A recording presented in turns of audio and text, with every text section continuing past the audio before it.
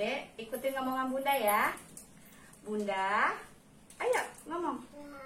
Dede mau main. Main. Yang kencang. Main. Dede mau main. Mau. Yang kencang.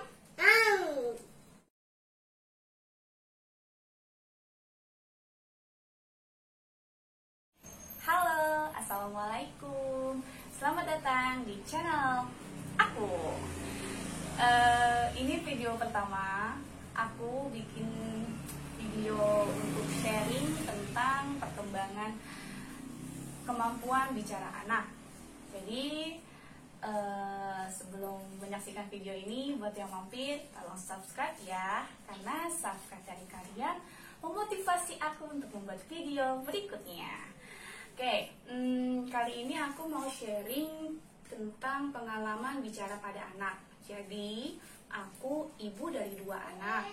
Yang pertama, anakku perempuan, usianya saat ini 4,5 tahun.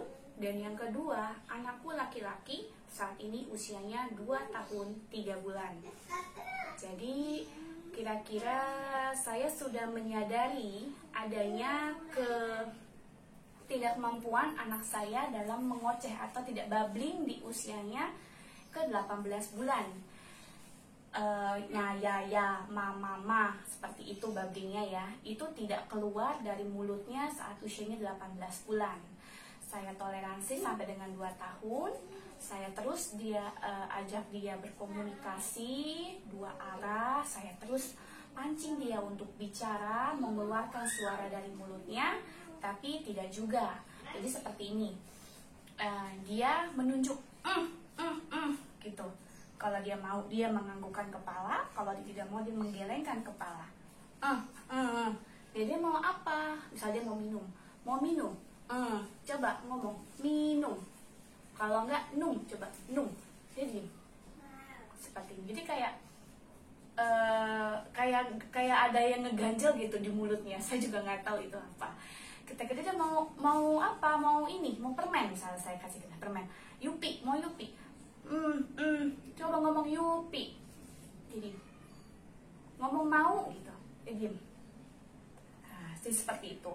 Jadi saya dan suami saya sudah concern pada saat dia 18 bulan ya, dengan sampai dia usia 24 bulan.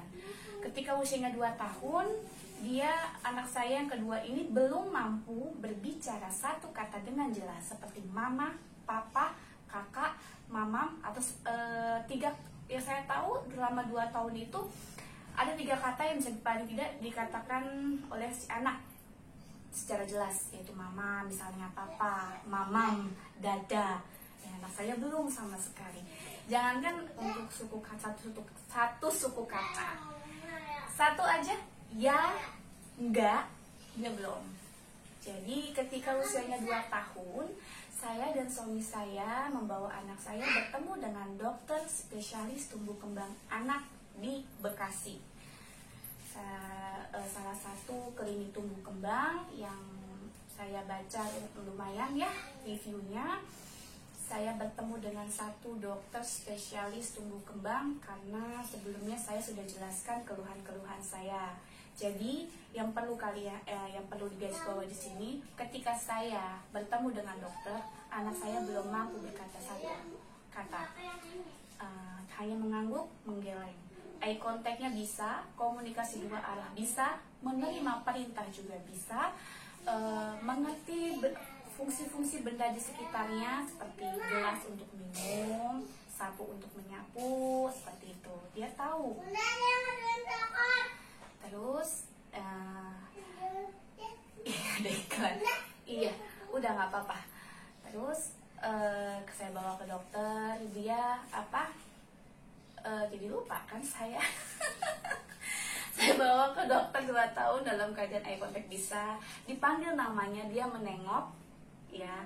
Terus dalam arti kata di sini tidak ada gangguan pendengaran ya. Terus dia juga tidak mempunyai dunianya sendiri, dalam arti kata dia mampu bersosialisasi dengan teman sebayanya, dia mau bermain dengan teman-teman di sekitarnya, dia juga tidak candu gadget, tidak juga candu untuk TV, jadi ya biasa-biasa aja. Cuma ngomongnya entah kenapa belum seperti itu.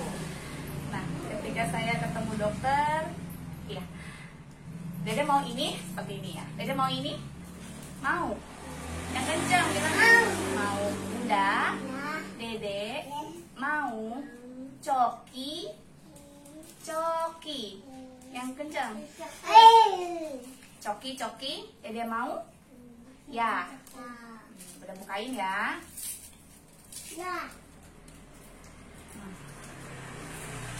Ini buang ke tong sampah ya. Iya, biar ada ya. Iya, buang tong sampah dulu kan. Terima kasih. Ya, seperti itu kalau dia mau. Nah, saya ketemu dokter tumbuh kembang. Saya melakukan tes awal atau screening. Ya, di screening itu dokternya bertanya, iya, dia ini mau nggak disikat giginya? Anak saya mau. Terus dites untuk puzzle, misalnya ada puzzle, ada gambar gajah, ini dipasangkan kemana, anak saya bisa. Anak saya dites, mana ayah, mana bunda, dan mana kakak, anak saya juga bisa. Anak saya dites untuk menerima perintah, kasih ini ke bunda, ya kasih. Kasih ini ke kakak, ya kasih. Dalam arti kata, anak saya bisa menerima perintah, bisa fokus, seperti tugas yang diberikan, seperti itu. Dan satu hal yang ditanyakan sama dokter ketika dia meniup tisu. Jadi pada saat saya datang ke dokter itu, anak saya belum bisa meniup tisu seperti ini, seperti itu. Nah, jadi belum bisa. Iya, kakak udah bisa. Jadi seperti itu. Dan memang untuk makan juga ditanya. Jadi ternyata si dokter itu bilang kalau anak saya ini otot sarafnya kurang bergerak, otot saraf mulutnya. Itu ditandai ketika dokter bertanya bagaimana durasi dia mengunyah.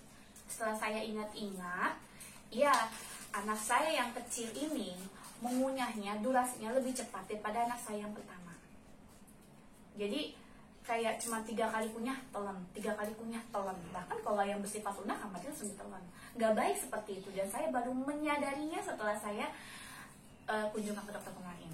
Nah, jadi saya kunjungan ke dokter tuh September ya, anak saya usia 2 tahun, September 2020 kemarin. Coba kakak makan lebih cepat daripada Dede. Iya. Dan memang jadi ketika saya menyuapi anak saya nih, anak adiknya sudah 4 kali suap, kakaknya baru 1 atau 2 kali suap, seperti itu. Dan dari situ dokternya menyarankan saya untuk melakukan terapi di klinik tersebut sebanyak 8 kali dan melakukan oral massage sebanyak 2 kali.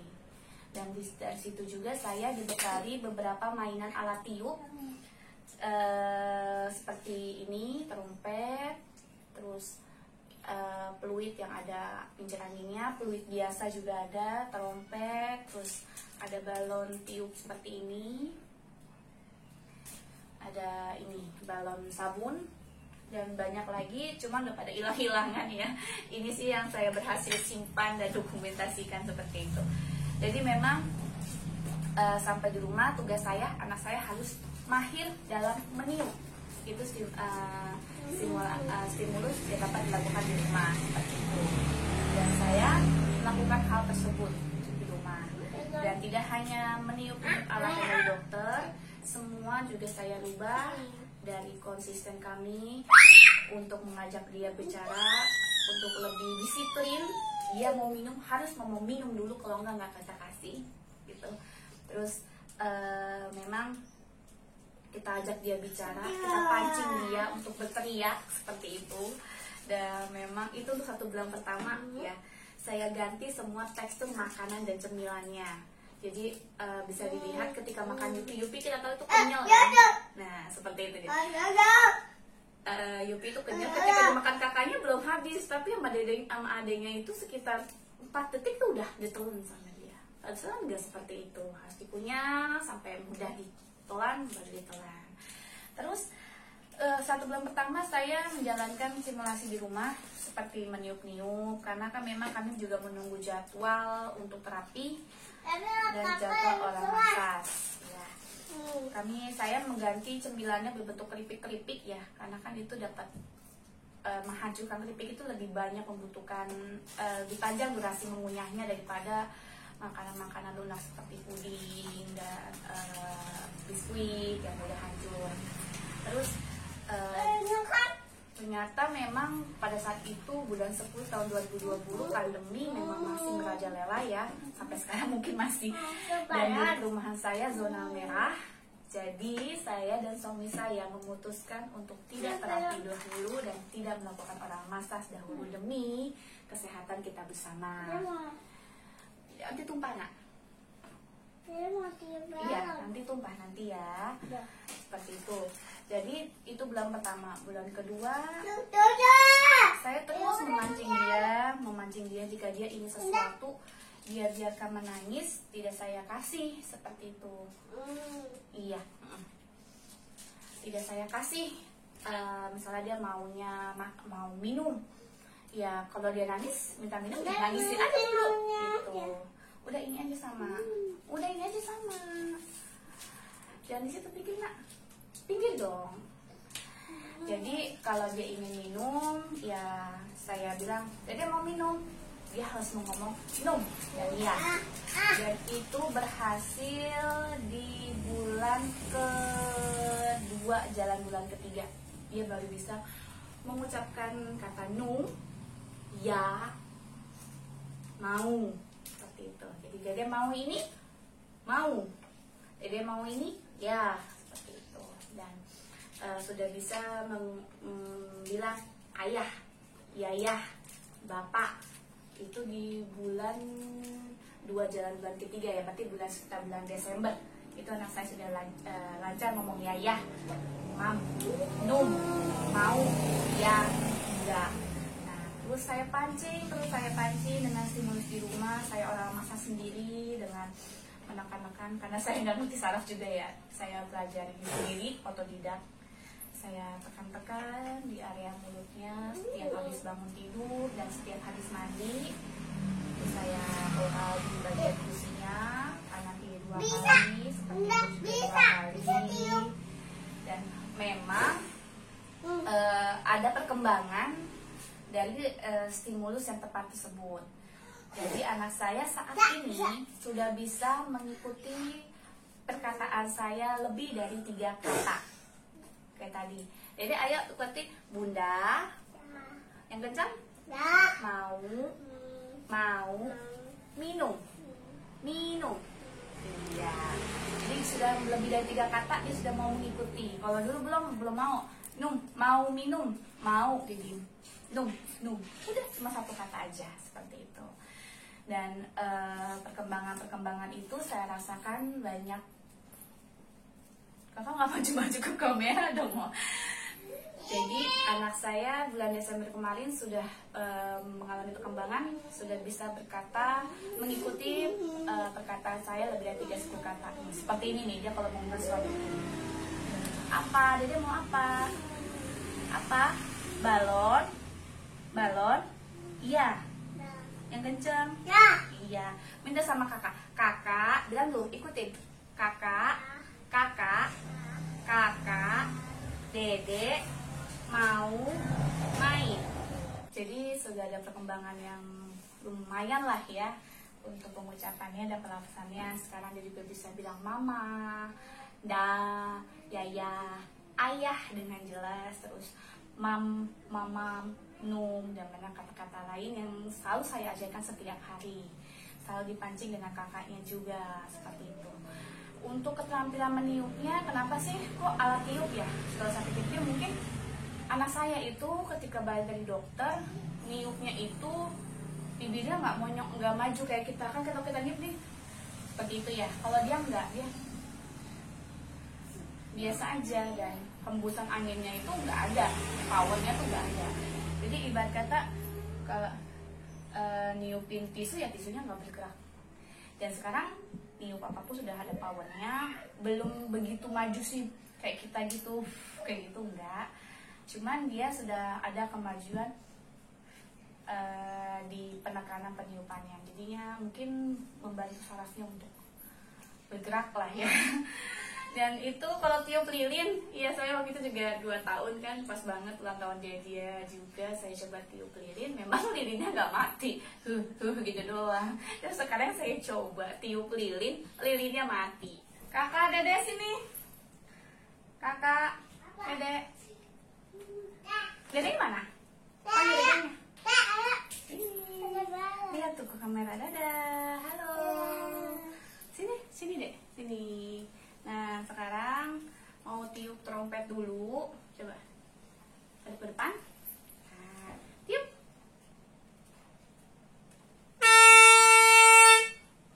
Sekarang tiup. Wih, ini trompet ya. Ini ada balon tiup. Ini ada fluid kincir. Kencang. Kencang. Iya. Terus ada trompet. Ada? Iya, good. Ini ada balon tiup ya, yang kita sering main waktu kecil. Ini, ayo sebelah sini. Mundur. Nah, tiup deh. Tiup Kak. Gak mau ya. Seperti itu. Jadi macam-macam permainan alat tiup seperti ini yang bisa didapat di lingkungan kita. Jadi saya hanya sharing pengalaman saya untuk menstimulus bagaimana caranya menstimulus anak untuk berbicara, untuk meningkatkan keterampilan bicaranya. Bukan berarti tidak harus terapi atau tidak harus oral massage atau tidak harus menggunakan vitamin, tidak. Itu semua tergantung dari dokternya mau menjalankan vitamin atau tidak. Dan kembali lagi kepada orang tua mau terapi atau oral massage atau tidak. Karena kalau dari kami pihak keluarga karena lagi pandemi, kami memilih untuk tidak dulu terapi bicaranya. Dan kami percaya anak kami bisa, anak kami kami pun berusaha setiap hari sebaik mungkin untuk meningkatkan keterampilan bicara pada anak kami seperti itu. Di sini mungkin banyak kasus yang seperti saya atau mungkin lebih dari saya. Saran saya jangan pernah ragu untuk membawa anak kita untuk periksa ke dokter spesialis. Bukan berarti kita tidak percaya kepada kemampuan anak kita, namun mendeteksi kekurangan lebih dini itu akan membuat kita melakukan stimulus dengan cepat. Ya, jadi stimulus dengan tepat dan tepat pada waktunya atau dari usia dini itu lebih baik daripada kita mengobatinya ketika usianya sudah lewat dari batas toleransi kemampuan anak seperti itu. Dan semangat untuk para ibu dan untuk para orang tua yang saat ini sedang berjuang. Mungkin ada yang melakukan terapi bicara, semangat, atau melakukan stimulus di rumah seperti saya. Ayo semangat, kita yakin anak kita bisa. Kita harus bersabar menghadapi itu semua. Karena memang kemampuan anak itu berbeda-beda atau perkembangan anak itu berbeda-beda. Tapi balik lagi kita sebagai orang tua mau diarahkan atau mau distimulus dengan cara apa dan seperti apa. Terima kasih sudah menyaksikan video saya, semoga bermanfaat. Tolong di subscribe, like, share, and comment. Kalau ada pertanyaan terkait dengan video ini, kalian boleh tinggal pertanyaan di kolom komen. Nanti akan saya jawab. Terima kasih atas waktunya yang sudah mampir. Assalamualaikum.